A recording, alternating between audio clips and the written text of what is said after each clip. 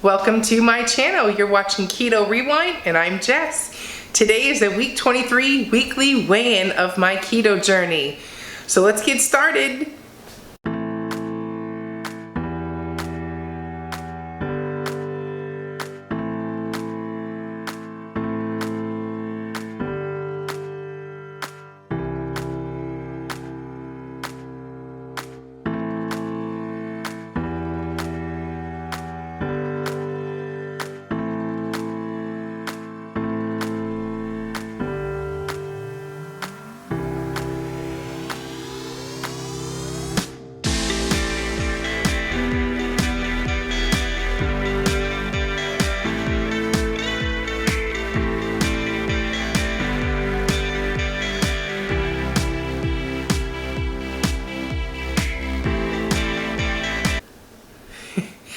As you can see, I started at 309 pounds 23 weeks ago, and today I weighed in at 247, which makes it a 62 pound weight loss.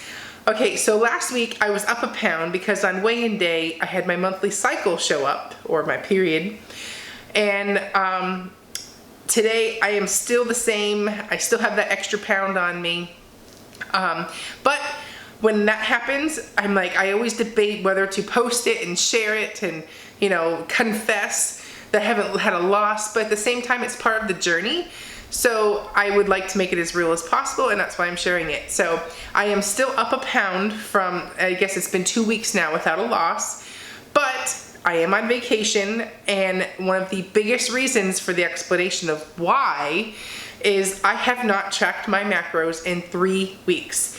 And I know I preach and preach and preach, track your macros. Well, it's literally what holds the truth in the scale.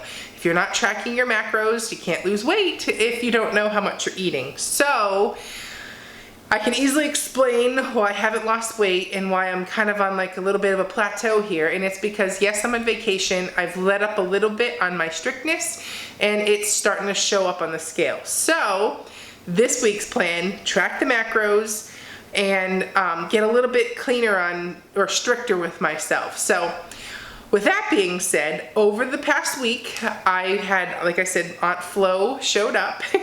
And when I'm on my period, I always crave sweets. It's just what I've always had trouble with is the sweet tooth. So I gave in and we went to our local farm stand here in New Hampshire.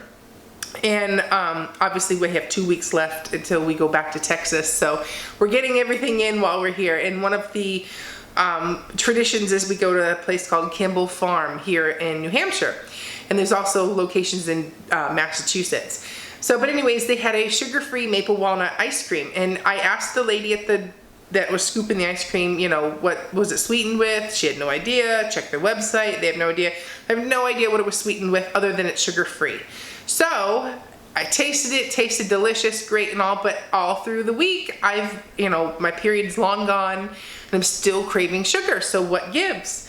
Well, it turns out, thinking about it wise, it could have been any of the artificial sweeteners out there, and some of them make you continue to crave sweets. So not knowing what I had, but it does explain why I want sugar, sugar, sugar, sugar this week. And even week 23 into my journey, which I feel like keto is such my new normal, that it's one thing that has not changed is the sugar cravings. I still want sugar, I always want sugar, but I just get stronger and I can resist the sugar more and I'm more satisfied eating the keto lifestyle. So, but at the same time, it throws in that same age-old question that I have all the time. Do you have the sugar or not the sugar? So here's my thoughts on artificial sweeteners. Everybody loses weight differently on keto. Some people can get away with a lot. Other people, one little thing will slow them down. I mean, everybody's different. You've got to know where you are. On the scale of things, I'm about dead middle. If I have aspartame, sucralose, any of those maltodextrins, fructose, any of those other sweeteners that are artificial, it slows me down. So basically, I looked back at my week. I had probably 8 Coke Zeros last week. Eight's a lot. I normally don't drink soda, and I had 8 last week. So that also is kicking in the sugar sweet tooth that I'm fighting right now. So between the Coke Zero and that ice cream the one night, no wonder I'm craving sugar. So some people can get away with that, some can't. And I'm at that point where it slows my progress on the scale, even though I found myself eating keto all week. Although I wasn't measuring, I still didn't actually cheat, you know, because everything I was doing was sugar-free and blah, blah, blah.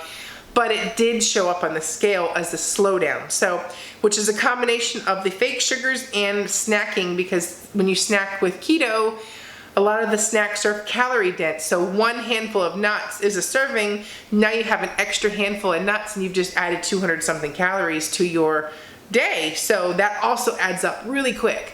So between the two of those, that's why my scale is still saying 247. So, but anyways, long story short on the sugar thing, some people can get away with being able to have sugar, like sugar replacement, sugar, artificial sweeteners, whatever you want to call it. Others have to be stricter.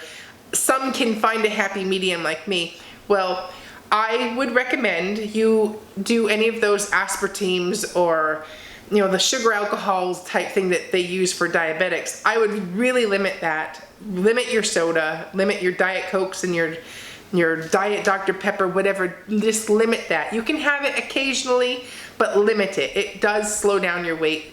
And then the other part of that equation is the whole point of keto is to get off the sugar. So when you're constantly having the sweets, it does kind of defeat the whole purpose of keto. So you got to find where you lie on the swing, on the like pendulum. If you're strict, want eaten clean, all that stuff, definitely avoid. Or if you want to lose weight fast as possible, avoid all the sugars. Period. Artificial, fake, replacement, just avoid them.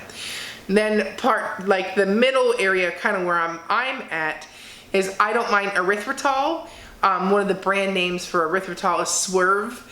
I see no difference on the scale, on my cravings, on all that stuff when I'm using erythritol, monk fruit, or stevia. So those 3 are my go-to keto sweeteners. They taste good to me. I like to match stevia and erythritol together. They balance each other. There's no spike on your glycemic index or your insulin, and I don't see any difference on the scale when I include those.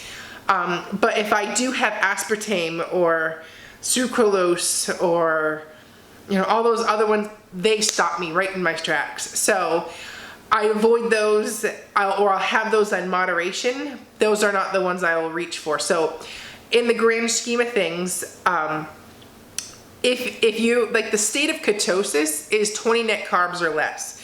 That is not actually a food, so there's no such thing as a keto food.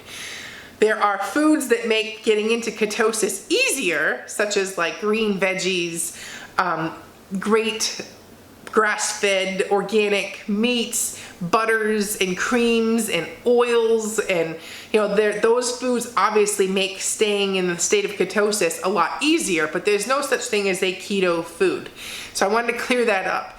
However, if you have 20 net carbs and say one or maybe it's your coffee creamer or something, has 1 net carb, but it contains sucralose or one of those other ones, if you can do it and still lose weight, go for it. Because if you stay between that 20 net carb goal a day, it's up to you. You know, you can, if it fits in that, you're going to stay in ketosis. But know that when you have that sugar in your system, you're going to get the cravings, you're going to get the sweet, that just desire to have the sweets more, and it may halt your weight loss, even if you're in ketosis.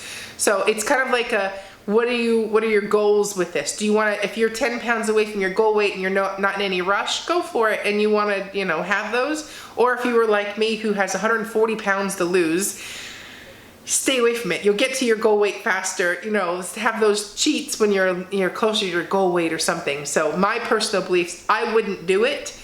I would stick with an alternative like erythritol or monk fruit. as my go-to sweeteners in moderation.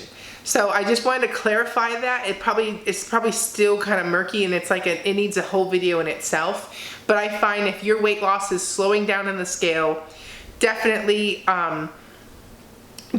check how much of the sugars you're having, and either cut them out or reduce them way down, because that's where I'm at this week. I'm gonna have zero Coke Zeros.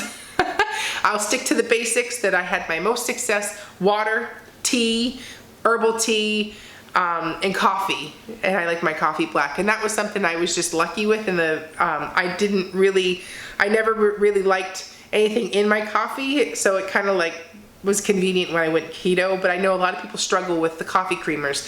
Either find the sugar alternative or the sugar-free version, or try going cold turkey.